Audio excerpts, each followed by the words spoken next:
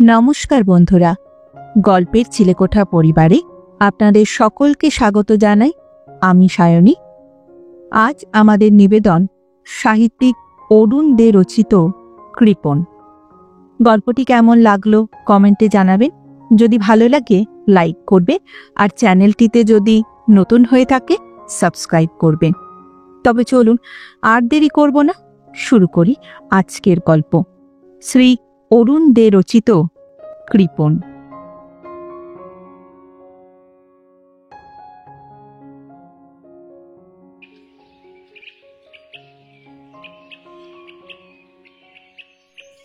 উঠোন থেকে ধোঁয়া উঠছে দেখে বাথরুম থেকে গামছা পরা অবস্থাতেই ছুটে এলেন বিভূতিবাবু। উনুনের কাছে দাঁড়িয়ে বারতুয়েক নিজের কপাল চাপড়ে বললেন, হায় হায়, এ কি কাণ্ড! এভাবে পয়সা নষ্ট করতে হয়? জল ঢালো, এখনই জল ঢালো উনুনে, কয়লা বাঁচাও। বিভূতির বউ রমা বলল, কেন উনুন নেবাবো কেন শুনি? রান্না বান্না হবে না? আর ছেলে মেয়ের সামনে তুমি এমন এক হাত গামছা পরে ধেই ধেই করছো কেন? বিভূতি গামছার কথায় কান্না দিয়ে বলল, আহ, কি যন্ত্রণা! কাল রাতেই তোমায় বলে রেখেছি আজ উনুন ধরাবার দরকার নেই।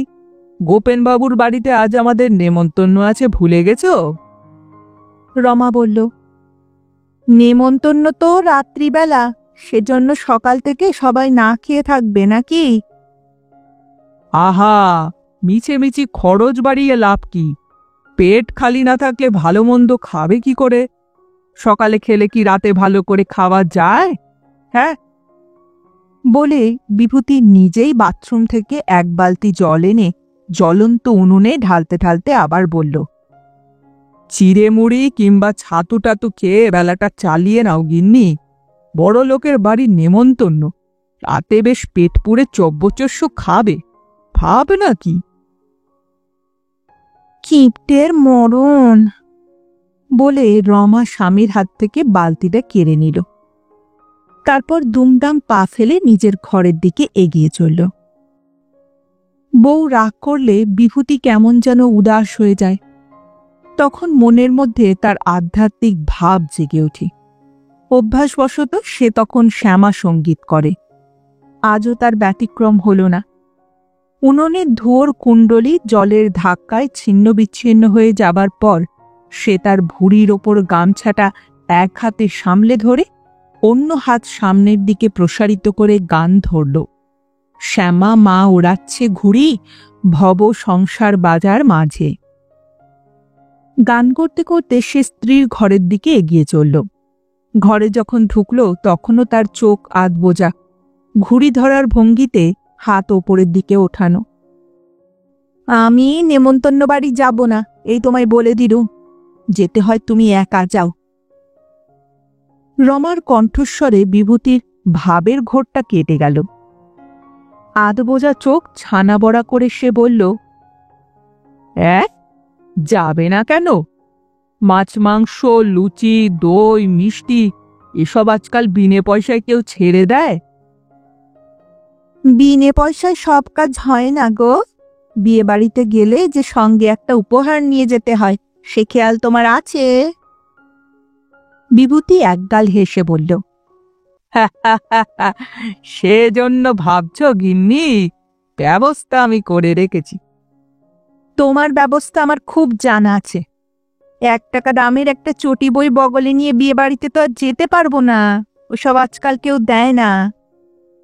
সে কি আর জানি না গিন্নি, আজকাল লোকে ইউটিলিটি গুড উপহার দেয়।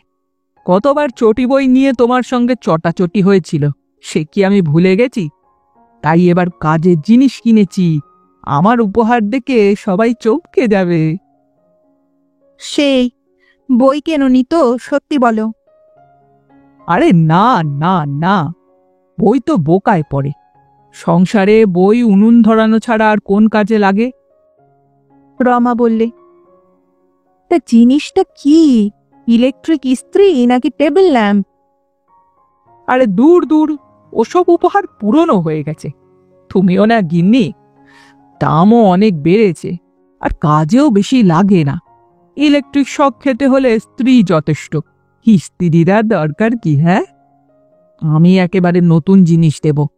সংসারে তার থেকে বড় কাজের জিনিস আর কোথাও নেই। রমার কৌতূহল বাড়ছিল। একবার মনে হলো তার স্বামীর হয়তো মতিগতি ফিরেছে, এবার হয়তো কোনো দামি জিনিসই কিনেছে।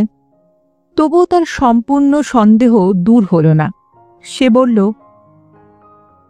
তা কি এনেছো, একবার দেখাও না। দেখবে দেখবে, বিয়ে বাড়ি যাওয়ার সময় দেখাবো।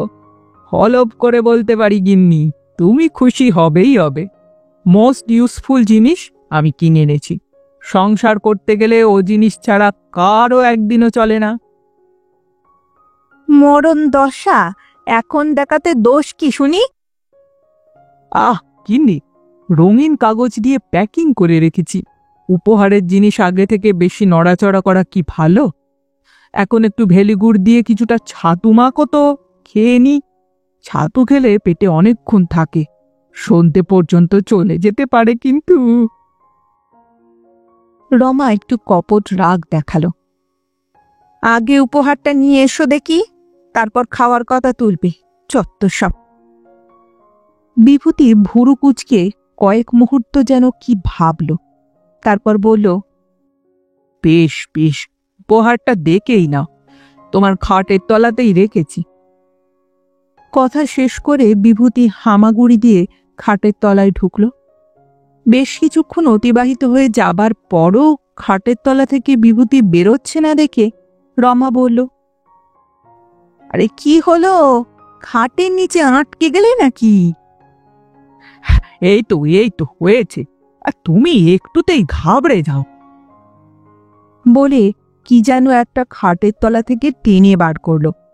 তারপর সেটা দুহাতে বুকের কাছে ধরে রমার সামনে দাঁড়িয়ে হাসি হাসি মুখে বলল, এই দেখো, নাইস প্রেজেন্টেশন, তাই না? জিনিসটা যে কি তা রমা ঠিক মতো ঠাউর করতে পারছিল না। যদিও লাল রঙের কাগজে মোড়া বেশ বড় একটা জিনিস বিভূতি বুকের কাছে ধরেছে। জিনিসটার আকৃতি অনেকটা বড় বায়া তবলার মতো। যার বিয়ে তার নাকি গান বাজনার শখ আছে। তবে কি বিভূতি তবলা উপহার দিচ্ছে?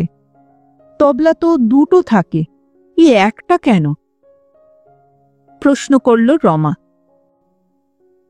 এই, এটা কি? বুঝতে পারছো না? উফ, তুমি এত বুদ্ধিমতী, আর এটা ধরতেই পারছো না। এটা কি তবলা নাকি? তবলা কেন হবে? তবলা তো শখের জিনিস। তুমি তো বলছিলে না আজকালকার বিয়েতে সংসারের প্রয়োজনীয় জিনিসই সবাই দেয়, তাই তো আমি এটা আনলাম। দেখি দেখি, আমার হাতে দাও দেখি, জিনিসটা কি আমি খুলে দেখি।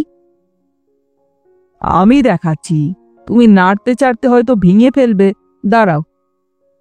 বলে বিভূতি কাগজে মোড়া বস্তুটা খাটের ওপর রাখল। রঙিন কাগজের চারপাশে সোনালি ফিতের বাঁধন দেওয়া ছিল। সেই ফিতে খুলে কাগজ সরিয়ে বিভূতি এক গাল হেসে বলল, ইউটিলিটি গুড কিনা তুমিই বলো, হে উপহারটা খাসা হয়েছে না গিন্নি? রমার তখন চোখ কপালে উঠেছে। সে দেখল কমপক্ষে 10 জনের ভাত রান্না করা যায় এরকম একটা বড় মাটির হাঁড়ি তার সামনে রয়েছে। রঙিন কাগজে কায়দা করে মুড়ে রাখায় ওটাকে হাঁড়ি বলে অনুমানই করা যায়নি। হাঁড়িটা তুলে ধরে 2 আঙুলে বার কয়েক ঠুং ঠুং করে আওয়াজ করে তুলে বিভূতি বলল, উপহার হিসাবে দারুণ হয়েছে, তাই না? রমা হাত বাড়ালো। আমার হাতে দাও দেখিনি। বিভূতি স্ত্রীর হাতে হাঁড়িটা দিয়ে বলল, ওজনও কিন্তু কম হবে না গিন্নি। রমা কোনো উত্তর না দিয়ে হাঁড়িটা ঠিক সজোরে মেঝেতে ছুঁড়ে দিল, আর ধপাস করে শব্দ তুলে হাঁড়ির টুকরোগুলো ঘরময় ছিটিয়ে ছড়িয়ে পড়ল। বিভূতি প্রায় আর্তনাদ করে উঠল। হায় হায়, এ কি করলে? পুরো 1 টাকা দিয়ে কিনেছি, উফ, হাড়ির তলায় একটু ফুটো ছিল তাই কম দামে দিয়েছে। গিন্নি গিন্নি। রমা বিছানায় চিত হয়ে শুয়ে পড়ে বলল, আমি নেমন্তন্ন বাড়িতে যাব না, তুমি একাই যেও। হাঁড়ি কেন দেবে? তার চেয়ে বরং একটা মাটির কলসি কিনে দিয়ে এসো, কম খরচে বড় জিনিস হবে। বিভূতির বুক ঠেলে একটা দীর্ঘ নিঃশ্বাস বেরিয়ে এলো। তার বউটা বড় অবুঝ। সে বউয়ের সুখের জন্যই সব ব্যাপারে খরচ কমিয়ে টাকা জমাবার চেষ্টা করে, আর সে কথা কিনা তার বউ বোঝেই না। তার নিজের টাকার কি দরকার? পরনে এক টুকরো গামছা আর পেটে ডাল ভাত হলেই তো চলে যায়। ভবিষ্যতের বিপদ আপদের কথা ভেবেই তো টাকা জমানো। বর্তমানে কাঁচকলা খেয়ে থাকলে তবেই ভবিষ্যতের রসবড়া খেতে পারবে, এই কথা যদি বউকে কিছুতেই বোঝানো যায়। ঘস ঘস ঘসাং করে খাটের ওপর শব্দ হলো। বিভূতি দেখল রমা তার শরীরটাকে শুয়ে শুয়ে খাটের কোণার দিকে টেনে নিয়ে যাচ্ছে। মাথার একটা বালিশ টেনে নিয়ে তাতে মুখ গুজে উপর হয়ে শুল রমা। অর্থাৎ স্বামীর মুখ আর সে দেখবে না। এবার শুরু হলো নন কোঅপারেশন। এটাই স্বামীকে টাইট দেবার রমার পুরনো পলিসি। এভাবে বিছানায় মটকা মেরে হয়তো বিকেল পর্যন্ত শুয়ে থাকবে। ভাত তো দূরের কথা, এবেলা ছাতুও বোধহয় বিভূতির পেটে পড়বে না। এবেলা না খেলে ওবেলা বিয়ে বাড়িতে দ্বিগুণ খাওয়া যাবে, সেজন্য ভাবনার কিছু নেই। কিন্তু বিপদ তো অন্যত্র। বউকে বিয়ে বাড়িতে নিয়ে যেতেই হবে। অফিসের বড় সাহেবের ছেলের বৌভাত। বড় সাহেব নিজ মুখে স্ত্রী সমেত যেতে বলেছেন। না গেলে হয়তো চটে যাবেন। সামনে একটা প্রমোশনেরও চান্স আছে, হয়তো সে সুযোগও হারাতে হবে। রমার যা গো, হয়তো তার মনের মতো উপহার সঙ্গে না নিতে পারলে সে যাবেই না। আলতো করে রমার পিঠে হাত রেখে নরম স্বরে ডাকল বিভূতি, হোগো শুনছ? রমার পিঠ ধনুকের মতো সামান্য বেঁকে আরও দূরে চলে গেল। কিছুটা সরেই গেল রমা, তবুও কোনো উত্তর দিল না। তুমি যাবে না? বড় লোকের বাড়ি কত কি খাওয়াবে, মাংসের কালিয়া, পোলাও, রাজভোগ, রাবড়ি, আর তুমি যাবে না গিন্নি? দুহাত দিয়ে মাথায় বালিশ আঁকড়ে একটা পা শূন্যে বার দুয়েক ছুড়ল রমা, অর্থাৎ খাওয়ার মাথায় লাথি মারি। কি করবে কিছুই ভেবে পেল না বিভূতি। প্রমোশন এবং ভালো খাওয়া দুটোই বুঝি হারাতে হয়।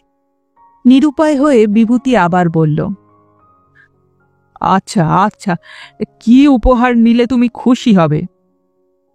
এতক্ষণে রমার মুখে কথা ফুটল, কাপড়। কাপড়? সে তো অনেক দাম গিন্নি। এক হাতে নিজের মাথা চেপে ধরল বিভূতি। বউয়ের কথা শুনে মাথা ঘুরে পড়ে যাবার উপক্রম। কিছুক্ষণ চুপচাপ, কারো মুখে কোনো কথা নেই। চিন্তামগ্ন বিভূতির কপালে বিন্দু বিন্দু ঘাম ফুটে উঠল, মনটাও উদাস। রমা এবার আর চোখে স্বামীর দিকে তাকিয়ে বালিশে মুখ লুকিয়ে ফুঁপিয়ে কেঁদে উঠল। আর যায় কোথায়? বিভূতির মনও চঞ্চল হয়ে উঠল। সে বলল, আহ, খাচ্ছ কেন গিন্নি? আচ্ছা, ভেবে দেখছি কি করা যায়। পারি না আর। সকাল গড়িয়ে দুপুর হল। শেষ পর্যন্ত বিভূতিকে নিরুপায় হয়ে স্ত্রীর ইচ্ছাকেই মেনে নিতে হল। সন্ধেবেলা কাপড়ের প্যাকেট হাতে নিয়ে বিভূতি বউয়ের সঙ্গে নিমন্ত্রণ বাড়ির দিকে রওনা হয়েছে। যেতে যেতে ভাবল, খরচ যখন হলই তখন সেটা উসুল করে নিতে হবে। বউকে বলল, যে গিন্নি, খেতে বসে লজ্জা করবে না কিন্তু। হ্যাঁ, কাপড়ের খরচার দ্বিগুণ পেটে ঢোকানো চাই। আর শাক ডাল একদম ছোবে না কিন্তু। হ্যাঁ, শুধু দামি ভালো জিনিস সাঁটাবে। ছোট্ট করে উত্তর দিল রমা। বুঝেছি। 8 আনা সাইজের রসগোল্লা খাবে কমপক্ষে 10টা।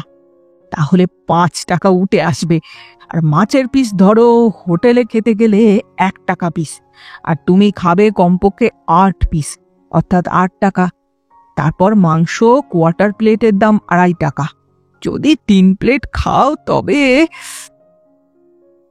আহ, থামো তো।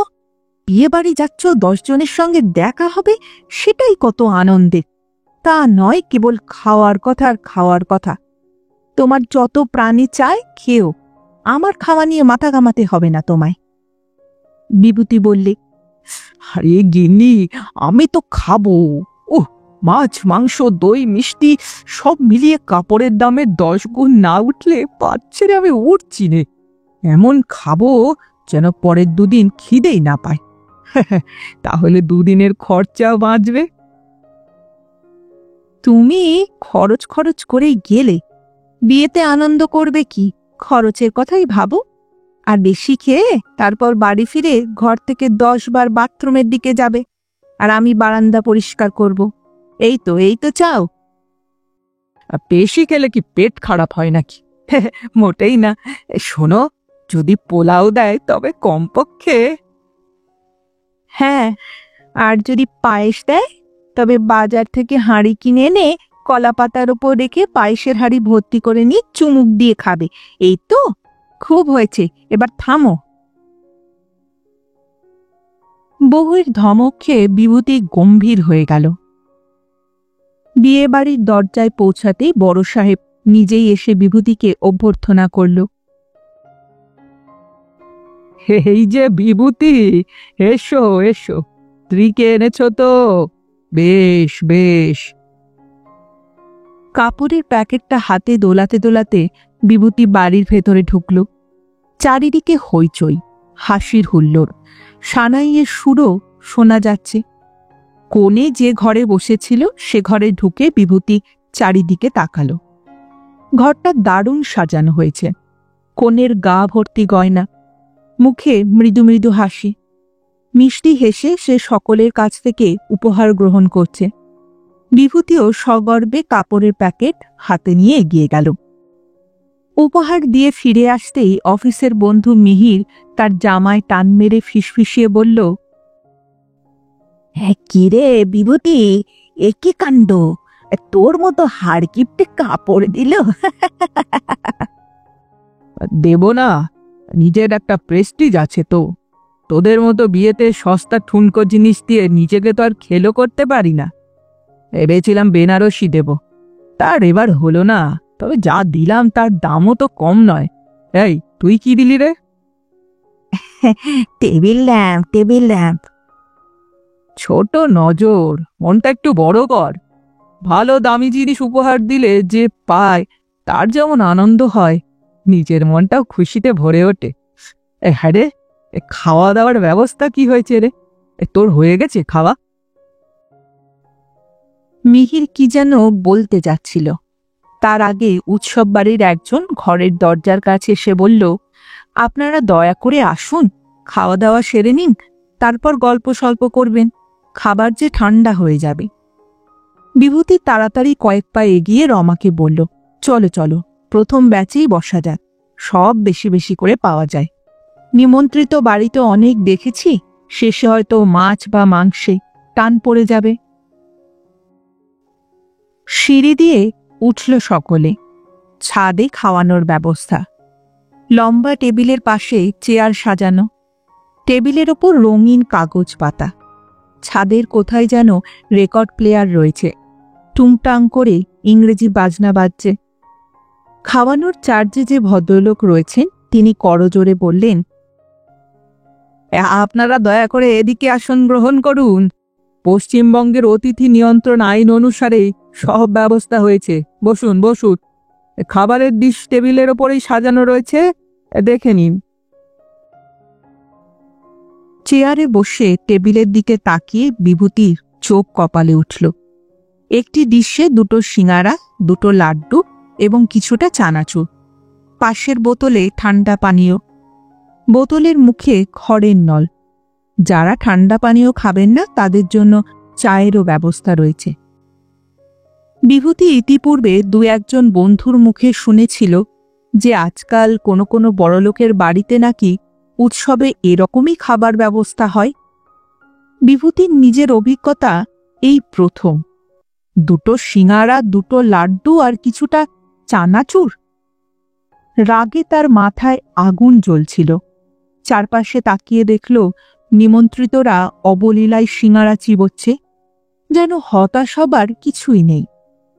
বিভূতি নিজেকে আর সামলাতে পারল না। ডিশে হাত রেখে দাঁতে দাঁত চেপে বলল, শালা কিপটে। সাদা পোশাক পরিহিত একজন ভদ্রলোক বিভূতির কাছে এগিয়ে এসে বললেন, কি বললেন? আরেকটু চানাচুর দেব? কি খাবেন না? তাহলে একটা লাড্ডু দি। বিভূতি সিঙাড়া চিবোতে চিবোতে বলল, কিচ্ছু না, এত কি আর খাওয়া যায়? হ্যাঁ, সিঙাড়া খেয়ে চুঁয়ার ঢেকুর উঠছে, এরপর লাড্ডু খেলে তো আমার প্রাণ আইডাই করবে, পেট ফেটে মরে যাব। তার যাকে বলা হলো সে কি বুঝল কে জানে। দ্রুত পায়ে টেবিলের অন্যদিকে চলে গেল। মিনিট 15 মধ্যেই খাওয়া দাওয়া শেষ। খাওয়ার পর বিভূতি বউয়ের হাত ধরে হন হন করে হাঁটতে হাঁটতে বাড়ি ফিরে এসে গুম হয়ে বসে রইল। বউয়ের সঙ্গে একটা কথাও বলল না। খিদেতে তার পেট চিনচিন করছিল। কিছুক্ষণ পরে রমা বলল, উনুনে আগুন দিয়েছি, ধোঁয়া বেরোচ্ছে, আর কিছুক্ষণ অপেক্ষা করো। জানলা দিয়ে উঁকি মেরে ধোঁয়ার কুণ্ডলির দিকে নীরবে তাকিয়ে রইল বিভূতি। কৃপণ, সত্যি গোটা জগৎ কৃপণ।